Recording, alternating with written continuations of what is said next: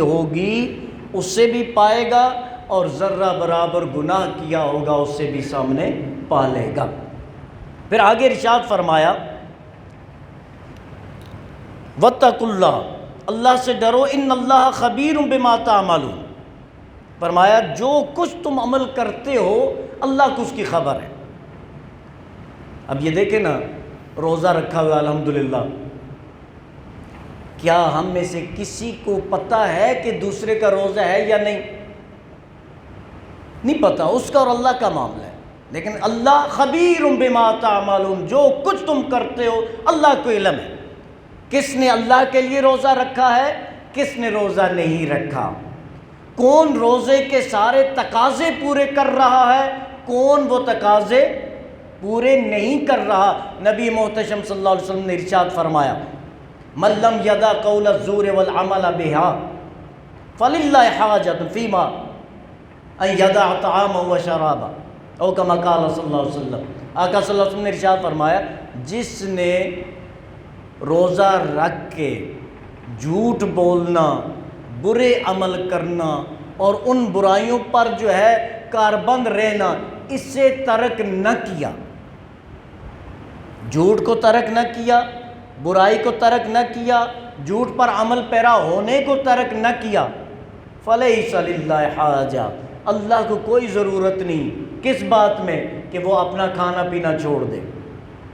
کھانا پینا چھڑوانا مقصد نہیں ہے، مقصد کیا تھا لعلکم تتقون، کہ تمہارے اندر اللہ کا خوف آ جائے، تزکیہ نفس ہو جائے، تمہارا رشتہ تمہارے رب سے مضبوط ہو جائے۔ روزوں کی فرضیت کا مقصد یہ تھا۔ لیکن اگر روزے رکھ کے بھی آنکھ میں حیا نہیں آ رہا، خیالات میں نیکی کے تصورات نہیں آ رہے، گفتگو میں سچائی نہیں آ رہی، نیکی کا جذبہ پیدا نہیں ہو رہا، تو پھر صرف کھانے پینے سے منہ موڑ لینا یا رک جانا اللہ کو اس کی ضرورت نہیں ہے۔ تو ارشاد فرمایا اتقوا اللہ، اللہ سے ڈرو، اللہ جانتا ہے جو کچھ تم کرتے ہو۔ آگے ارشاد فرمایا وَلَا تَكُونُوا كَالَّذِينَ نَسُوا اللَّهَ، ان لوگوں کی طرح نہ ہونا جنہوں نے اللہ کو بھلا دیا، ان لوگوں کی طرح نہ ہونا جنہوں نے اللہ کو بھلا دیا۔ اب کیا اللہ کو کوئی بھلا سکتا ہے؟ کیا مطلب ہے اللہ کو بھلانے کا؟ مطلب یہ ہے کہ اللہ کے احکامات کو پس پشت ڈال دیا۔ رب نے فرمایا کونوا مع الصادقین، سچوں کے ساتھ ہو جاؤ، سچ بولنا شروع کر دو۔ ہم نے دوسرا راستہ اختیار کیا اور ریزن یہ دیا کہ جی معاملات، کاروبار زندگی چل ہی نہیں سکتا اگر سچائی کا ساتھ دیں۔ ہم نے کہا اپنی توجیہ نکال لی، اللہ کو بھلا دیا۔ اللہ کے محبوب صلی اللہ علیہ وسلم نے ارشاد فرمایا الراشی والمرتشی کلاہما فی النار، رشوت دینے اور لینے والا دونوں جہنمی ہیں۔ ہم نے ریزن کیا دیا؟ حق کا نام دے دیا، خدمت کا نام دے دیا، اور کہا کہ جی گھر کا نظام نہیں چل رہا اس لیے یہ کرنا پڑتا ہے۔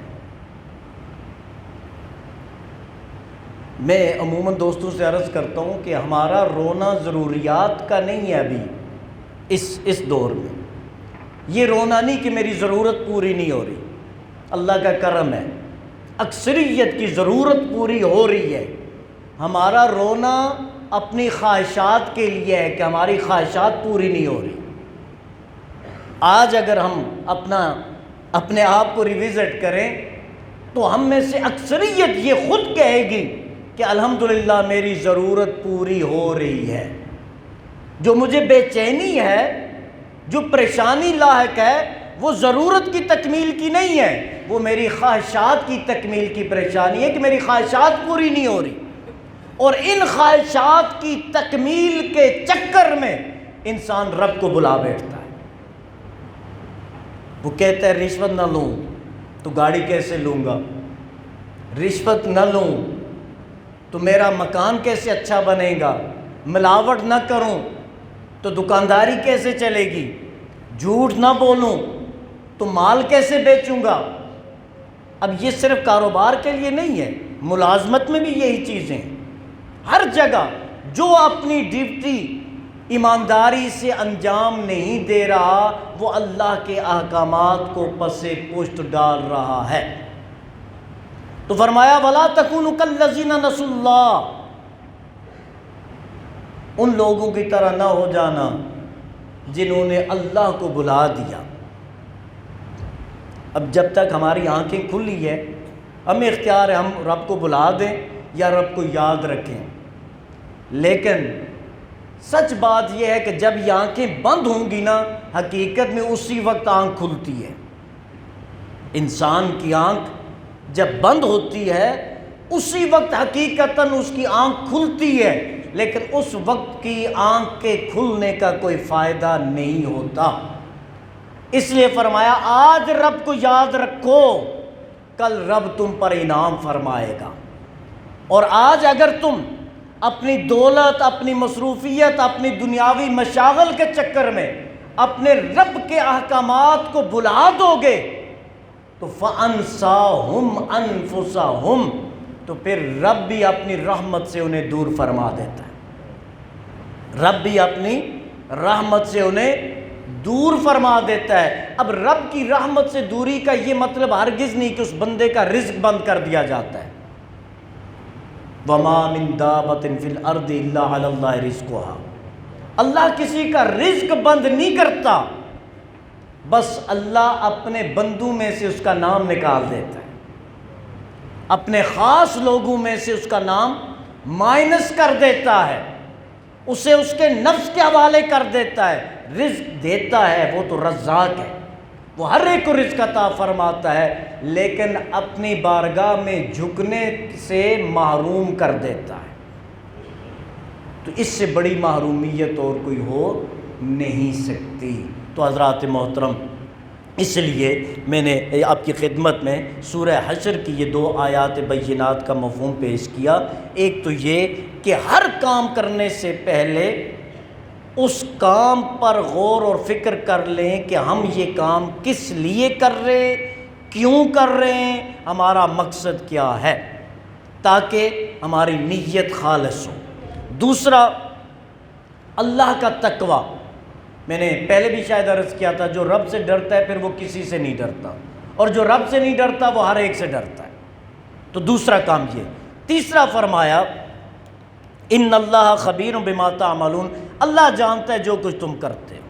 بندوں کو دھوکہ دے سکتے ہو، رشتہ داروں کو دھوکہ دے سکتے ہو، لوگوں کو دھوکہ دے سکتے ہو، لیکن اللہ کو دھوکہ کوئی دے نہیں سکتا۔ وہ جانتا ہے تم کیا کرتے ہو، تم غیبتیں کتنی کرتے ہو، تم جھوٹ کتنے بولتے ہو، تم منافقت کتنی کرتے ہو، تم کتنا آپس میں ایک دوسرے کو لڑاتے ہو، تم جو کچھ بھی کرتے ہو اللہ جانتا ہے، تمہارے دلوں کے بھیدوں سے وہ رب واقف ہے۔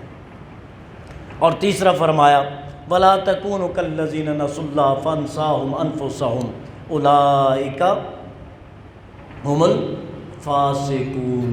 اللہ کو نہ بھلانا، اللہ کو یاد رکھنا، اللہ تمہیں اپنی نعمتوں میں یاد رکھے گا، اور اگر اللہ کے احکامات کو پس پش ڈالو گے پھر اللہ تمہیں یاد نہیں رکھے گا۔ نہ رکھنے کا مطلب کیا ہے؟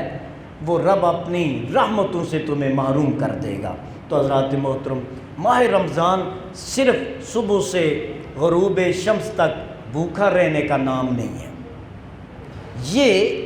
یہ ایک روحانی پریکٹس ہے، ریفریشر کورس ہے کہ انسان کا اپنے رب سے وہ رشتہ جو گناہوں کی وجہ سے، خطاؤں کی وجہ سے، غلطیوں کی وجہ سے ٹوٹ چکا ہے، اس رشتے کو اپنے رب کے ساتھ مضبوط کیا جائے، جوڑا جائے۔ اور وہ کب جڑے گا؟ جب ہم اپنی لائف کو ریویزٹ کریں گے، جب اپنے اعمال کو ریویزٹ کریں گے، جب اپنا محاسبہ کریں گے، جب اپنی خطائیں ڈھونڈیں گے، دوسروں کی نہیں۔ ہماری عادت یہ ہے کہ ہم دوسروں کی غلطیاں ڈھونڈتے ہیں، نہیں، اگر اللہ کا مقرب بننا ہے تو اپنی غلطیاں آج سے ڈھونڈنا شروع کر دو۔ جیسے جیسے اپنی غلطیاں آشکارا ہونا شروع ہو جائیں گی، سمجھ جاؤ کہ اتنا ہی آپ اپنے رب کے قریب ہوتے جا رہے ہیں۔ تو پہلی بات یہ ہے کہ اپنی غلطیوں کو ڈھونڈیں، دوسروں کو چھوڑیں۔ اور دوسری بات یہ ہے کہ اپنے دل کو صاف کرنے کی کوشش کریں۔ اور تیسرا کام جو کرنے کا ہے، تنہائی میں سوچیں کہ کیا ہم نے کسی کا حق تو غصب نہیں کیا، ہم نے اپنے پڑوسی کو ایذا تو نہیں دی، ہم نے کسی کا مال ناجائز ہتھایا تو نہیں ہے، ہم نے کسی کو نقصان تو نہیں پہنچایا۔ اپنا یہ کریں اور اس کے بعد جس کا حق ہے اسے لٹانے کی کوشش کریں۔ اور تیسرا کام یہ کریں کہ اپنے رب کے حضور توبہ کریں، کیونکہ رمضان المبارک کی یہ شان ہے۔ میرے آقا صلی اللہ علیہ وسلم نے ارشاد فرمایا، من صام رمضان ایمانا و احتسابا غفر له ما تقدم من ذنبه، او کما قال صلی اللہ علیہ وسلم۔ آقا صلی اللہ علیہ وسلم نے ارشاد فرمایا، جس نے رمضان المبارک کے روزے ایمان کی حالت میں ثواب کی نیت سے اپنا احتساب کرتے ہوئے رکھے، اللہ اس کے پہلے گناہوں کو معاف فرما دیتا ہے۔ تو لہٰذا استغفار کریں، اللہ سے معافی مانگیں، اور نوافل کے بجائے جو لوگ صاحب ترتیب ہیں، نمازیں قضا نہیں ہوئی، نیک لوگ ہیں، ان کا تو کیا کہنا، وہ تو نوافل پڑھیں جس انداز میں، لیکن مجھ جیسے، ہمارے جیسے جن کی پتہ نہیں کتنی نمازیں قضا ہیں، تو دوستو وہ نوافل کے بجائے فرائض پڑھیں۔ وہ عشاء کی نماز کے ساتھ بھی فرض پڑھیں، وہ ظہر کی نماز کے ساتھ بھی فرض پڑھیں، وہ عصر کی نماز کے ساتھ بھی فرائض ادا کریں، کیونکہ فرض کے بارے میں پوچھا جائے گا، نفل کے بارے میں سوال نہیں کیا جائے گا۔ تو اپنے فرائض ادا کریں۔ تیسری بات، ہم اپنے جن کو اللہ نے توفیق عطا فرمائی ہے، صاحب نصاب ہیں، وہ اپنے مال کا حساب کر کے زکوٰۃ ادا کریں، کیونکہ زکوٰۃ مال کو پاک کرتی ہے۔ اور یہ نہ سمجھیں کہ اگر زکوٰۃ نہیں دی تو مال بڑھ جائے گا، نہیں، زکوٰۃ کا معنی ہے مال کا بڑھنا، اور جو لوگ اپنے مال کی زکوٰۃ ادا نہیں کرتے، ان کا مال بڑھتا نہیں ہے، وہ برکت سے خالی ہوتا ہے، وہ حقیقتاً گھٹ رہا ہوتا ہے۔